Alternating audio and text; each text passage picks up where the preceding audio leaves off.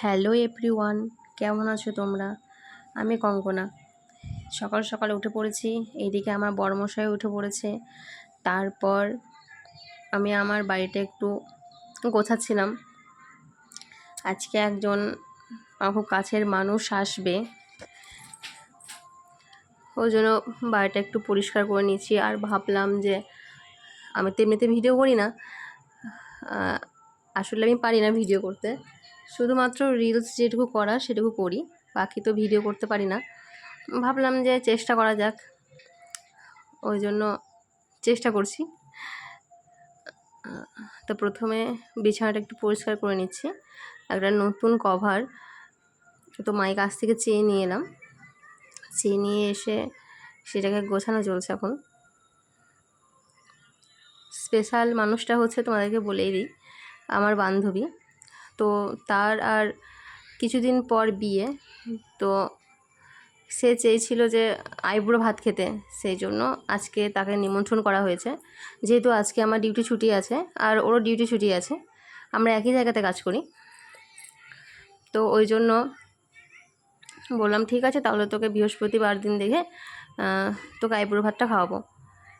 দিয়ে বললো আচ্ছা। তার জন্য সকাল সকাল উঠে ঘর দুয়ার পরিষ্কার করে নিচ্ছি। তারপরে কিছু কাচাকুচি ছিল, যেগুলো বাসি কাজ, তোমরা তো জানোই বাড়িতে কত কাজ থাকে, তো সেগুলো তো আর আমার রোজ করা হয় না ডিউটির জন্য। আজ ছুটি ছিল বলে যেটুকু পারছিলাম বাড়িটা ক্লিন করার চেষ্টা করছিলাম। তো দেখো আমি এখন সার্ফগুলো কাচাকুচি করবো, মানে সার্ফ ভিজাচ্ছি, ভিজিয়ে রাখছি। তারপর ঘর দোর ক্লিন করব। বিছানাটা ক্লিন করে এসেছি, তারপর নিচে জামা প্যান্টগুলো নিয়ে এসে সার্ফ দেওয়া হলো। তারপর আবারও ছাদে চলে এলাম। ছাদে এসে ফুলগুলোকে একটু আদর করছিলাম, যেগুলো আমার খুব কাছের। তারপর ঘরটার মধ্যে একটু ঝাঁট দিয়ে দিলাম। প্রথমে ঝাঁটটা দেওয়া হলো। ঝাঁটটা দেওয়ার পর দেখো তোমাদেরকে দেখাচ্ছি, কেমন মালতী মাসির মতো লাগছে না? তারপর পায়রাগুলোর কাছে এলাম। একজন তো উড়ে গেল, আর একজনকে বললাম বেরো। আর এদিকে তো খোলার কোনো চান্সই নেই, বড়মশাই কাজে যাওয়ার আগে আমাকে বলে গিয়েছে যে এদিকে বের করবা না, ওই জন্য কোনো উপায় নেই। আর আমি তো চাবি তো জানিই না কোথায় চাবিটা রেখেছে, ওদেরকে পুরো তালা মেরে রাখা আছে। তারপর ছাদটা একটু ক্লিন করে নিচ্ছিলাম, কেননা পায়রাগুলো খাওয়া দাওয়া করে, খাবারগুলো পড়ে থাকে, গাছের পাতাগুলো ছাদের মধ্যে পড়ে থাকে, ওই জন্য ছাদটা ক্লিন করে নিলাম। তারপর আবার রুমে এলাম। রুমে এসে আলমারিটাকে একটু ক্লিন করছি। তো আলমারির ভিতর যে পুতুলগুলো ছিল ওগুলোর মধ্যে একটু ধুলো পড়েছিল, ওই জন্য ভিতরটা একটু ক্লিন করে নিচ্ছি। আস্তে আস্তে দেখে নাও। আমি জানি না ভিডিওটা কেমন হবে, কেননা এটাই আমার লাইফে প্রথম ব্লগ বানাচ্ছি আমি। সাধারণত আমি ব্লগ বানাতে পারি না, শর্টস ভিডিও করি না, তোমাদের রিলস যেটুকু হয় ইনস্টাগ্রামে সেটুকুই পোস্ট করি। তারপর আলমারি পরিষ্কার করার পর খাট, ড্রেসিং টেবিল, আয়না সব পরিষ্কার করে নিয়েছি, সেগুলো তো এখনও সম্ভব হয়নি। তারপর ঘরটাকে একটু ক্লিন করে নিচ্ছি, এবার মোছামুছি চলছে। প্রথমে তো ঝাঁট দিয়ে নিলাম, তারপর মোছা নিচ্ছি। মোছার পর দেখো আমার ঘরটা কত সুন্দর লাগছে। দেখো আমার সব থেকে স্বপ্নের জিনিস এগুলো, কাছের জিনিস, যেগুলো আমি খুব যত্ন সহকারে রেখে দিই।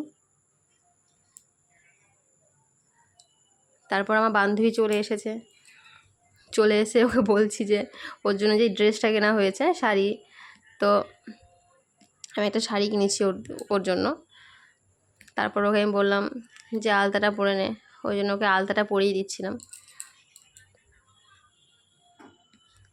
দেখো ওর ফাইনাল লুক, শাড়ি পরে পুরো মেকআপ, ওর আউটফিটে জাস্ট দেখে নাও, যদি ভালো লাগে তো কমেন্ট করে বলো কেমন লাগছে ওকে। তারপর ওকে বললাম একটু চল, তো ছাদে নিয়ে গিয়ে একটু ছবি তুলি। ছবি তোলা তো কমপ্লিট। তারপর দেখো ও খেতে বসে গেছে, বললাম যে অনেকটা লেট হয়ে গেছে, এবার খেয়ে নে। বেশি কিছু আয়োজন করতে পারিনি, যেটুকু পেরেছি। তারপর বড়রা সবাই ওকে আশীর্বাদ করে নিচ্ছিল। তারপর আমার বরমশাই আশীর্বাদ করে নিল। আর পাশে আমি বসে হা হা হি হি করছিলাম। তারপর ওকে একটু ভাত খাইয়ে দিল বরমশাই।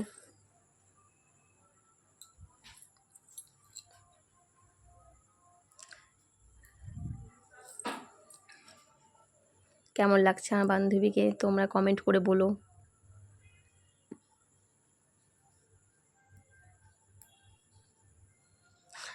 এইদিকে আমার বান্ধবী বলছিল কি যে আমার জন্য বলছো তোমার বউকে একটু খাইয়ে দাও। এরপর আমার পালা। আমার বান্ধবী তো আমার কাছে ভাত খাওয়ার জন্য খুবই এক্সাইটেড। তুই একটু খাইয়ে দে ভাত, তুই একটু খাইয়ে দে ভাত।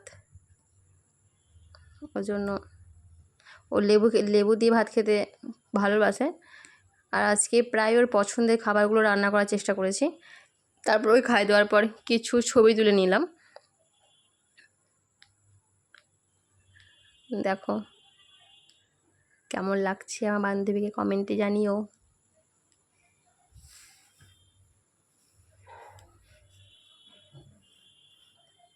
আমার বান্ধবী টুকটুক করে ছবি তুলেছে কিছু।